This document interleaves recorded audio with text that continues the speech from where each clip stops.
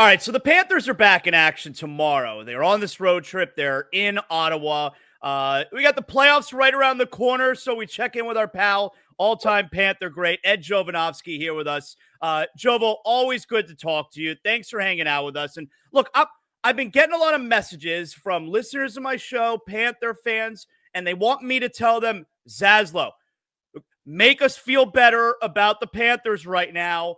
Tough stretch. Should I be worried? So you know what? I'm gonna hand it over to you. I'm gonna let you tell us right now. Calm everybody down. Let us know right here that we don't have to be worried. Yeah, listen, good to be with you, Zaz. I understand. I understand people. You have those thoughts, and is this team primed for playoff success? And you look at the last handful of games. There's a lot of guys out of the lineup. And we don't want to start talking about the salary numbers that are out of the lineup. But if you start looking at those games, especially Toronto, Montreal and Toronto, we played really good those two games. Yep. And I felt that we deserved better fate on those. In the Toronto game, there was opportunities to score, take the lead, just couldn't finish last second. And then you have a little lapse where they kind of get themselves, a couple goal lead, and it's game over. The team needs to get healthy, and I think when you take a guy like Matthew out of the lineup, you have Eki out of the lineup who plays a lot of minutes. Barkov wasn't in that last game, so you have a lot of guys. Nico Sturm, who does a lot of things on the PK and big part of that fourth line. I think come playoff time, I think Zaz, and for the fans, I think when you hear the coach saying our game is right, and I really think it is, even though the results aren't coming, these last couple of games, they're playing the right way. Now you add in the mixture of the guys that are going to get back. I think you're a whole different team at that point. And going into the playoffs, you've had success. You know what it takes. I think the guys are itching to get to the playoffs, to be frank. Paul Maurice really seems to be a calming influence. Like you said, in the post-game press conferences, feel good about where we are right now. I mean, after the Montreal game, he said, not mad at all, not even a little bit. Does that have a calming influence on the dressing room? Absolutely. And I think you as a player, after a game if you guys were dog meat. I mean, if you weren't good. If you played well and the results weren't there, that, the results will come. And I think that's what you're hearing from the coach saying, he's pleased with the game, deserved better, but it is what it is. And, we didn't end up coming out that extra point. I mean, you look at that with 8 seconds left in the game. I think 15 seconds left in that game.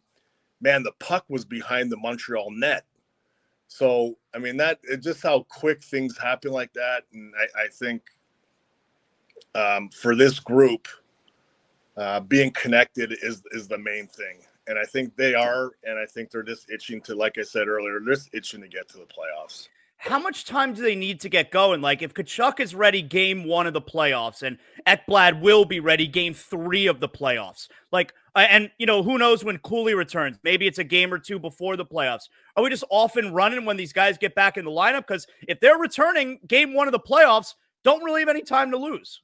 Yeah, there's not much time, obviously, to get ready. But I think when you look at the guys, there's experience there.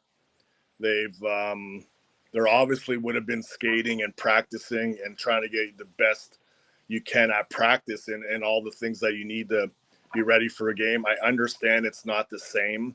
I mean, you practice all you want. Once you get in the game, it's just kind of different animal. But I think the experience goes a long way for these guys. I mean, Cooley's been around forever.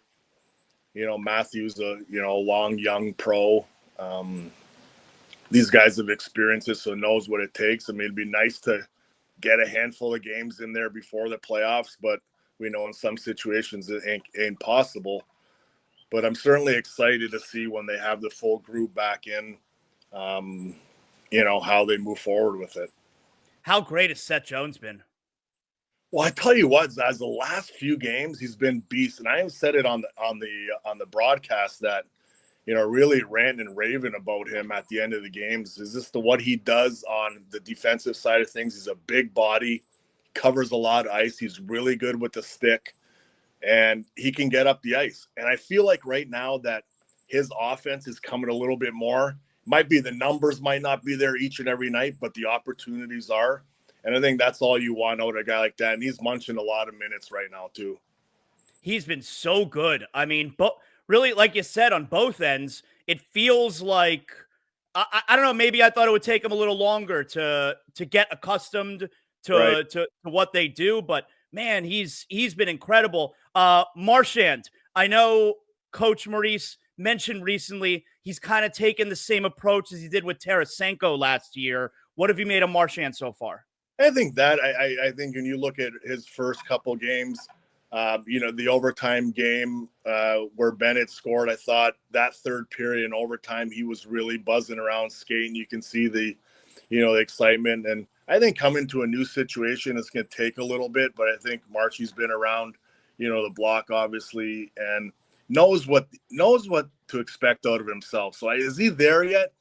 No, he was off for a little bit. So I think, getting back to and feeling yourself is important. And you look at the line juggling that's been kind of going on too. They haven't really stabilized kind of where this is going to work or what combinations it'll look like coming into the playoffs. But he's been good. I mean, talking to the guys, I mean, he's great in the locker room. He's excited to be here. And hopefully come playoff time, it's just another piece to the puzzle of experience and knowledge that can kind of help him navigate through these playoffs. Do you know him much? I don't know him on a personal level other than being, around the game, but just playing against him. I hated it. I mean, he always had something to say to me, and he's one of those, back in the day, Kenny Linsman, it's like he just an agitator, but with severe skill. And if when someone's going to chirp you, you can back it up. And I think he's a welcome addition to this group, and you can't have enough of that. And when you look up and down the lineup of this Panther team, I mean, the depth is so good. Mm-hmm. I mean, you look up the middle, they're so strong up the middle. You ain't winning championships without being deep up the middle. And, their wingers are good, and Marshy's just a piece of that. I think it was Marchand's second game with us, and there is this video clip where he's sitting on the bench next to Barkov, and he chirped at someone, and Barkov starts laughing really quick. Like, do you know how ridiculous? We're still trying to figure out what the chirp was. Well, do you know how ridiculous whatever he said must have been for Barkov to actually laugh? You're right, and we talked about that because, I think a lot of the people maybe don't see Barkey. I know, obviously, Barkey away from the rink, and he smiles. He's a fun-loving guy. He's a super humble kid, and as we all know. But yeah, you're right. It must have been a real beauty. It must have been a real good one. Okay, so speaking of chirping, let me ask you something. Last night, the Heat lost at the buzzer to the Grizzlies, and post-game, John Morant, he hit the shot, and John Morant, he called the guy guarding him, which was the Heat rookie Kelaware, he called him a pigeon. I have never heard that in basketball. I know that in hockey, pigeon is a major insult, right? Right. Well, I think it's a fun-loving chirp. You're a pigeon. No, it's not. No, it's not. I think it's just. I think it's a fun. I mean, I hear it a lot. In the game, you're a pigeon. I mean, I don't know. I've never heard the NBA. I mean, this is kind of new to me, but in our circles of game, yeah, pigeon. It's been around for a while. I'd never heard it used in the NBA. Did he call him a pigeon? It was really weird. I mean, I don't know if John Morant, calling a rookie a pigeon after a game-winning shot. I don't think it was called for, was it?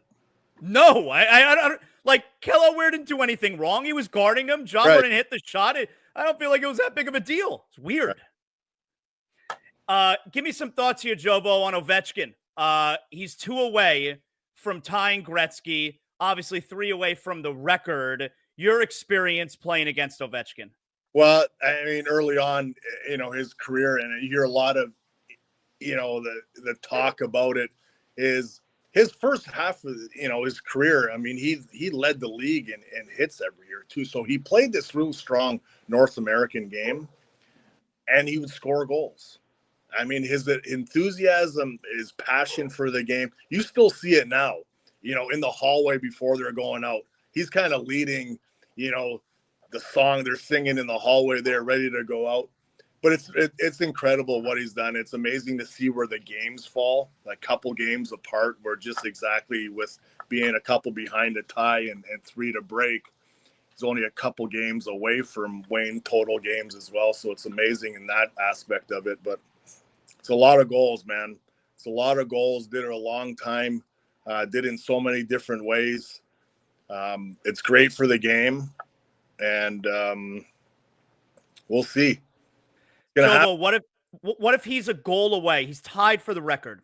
He's a goal away from the record. It's late in the game. Capitals are up 1. He's got to beat a goalie for that record, right? I don't know. Do you typically say you said he kind of broke up there? You said actually if that was empty?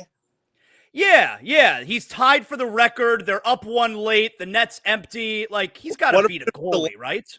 Here. Throw another little wrinkle in there. So do you go into the summer wait or go into the offseason waiting to score 1 goal the following year on a goalie? Or do you score the empty net? But does the opposing team pull the goalie?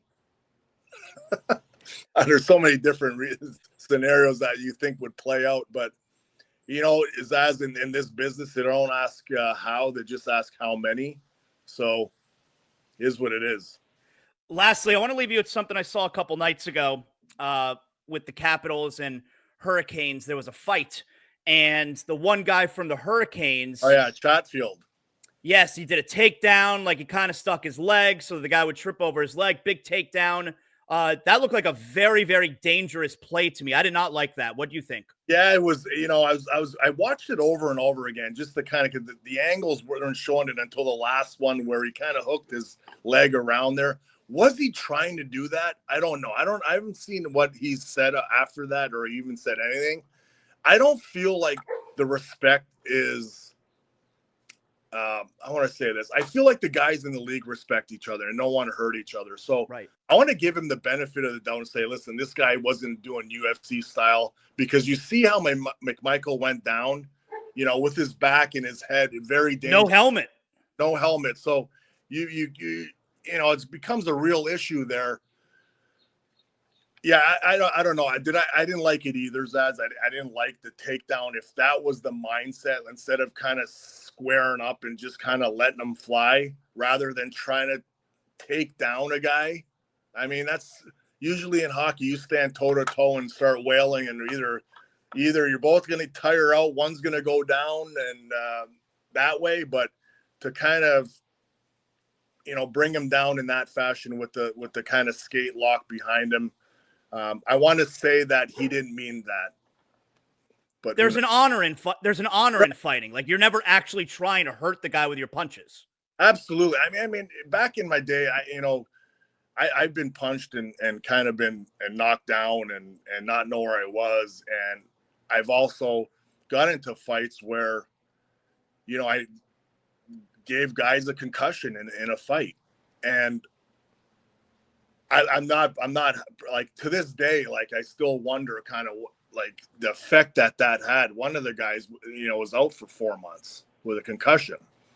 And, so there's certainly the soft sider of guys where you don't want to hurt anyone out there. It's part of the game, and it's unfortunate it happens. So that's why I want to say, I want to give Jalen Chatfield the benefit of doubt, saying, listen, this guy in the heat of the moment did something, and it was unfortunate. Thank God at the end of the day, no one really got hurt.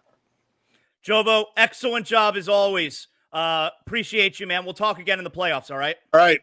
Let's have a nice run again.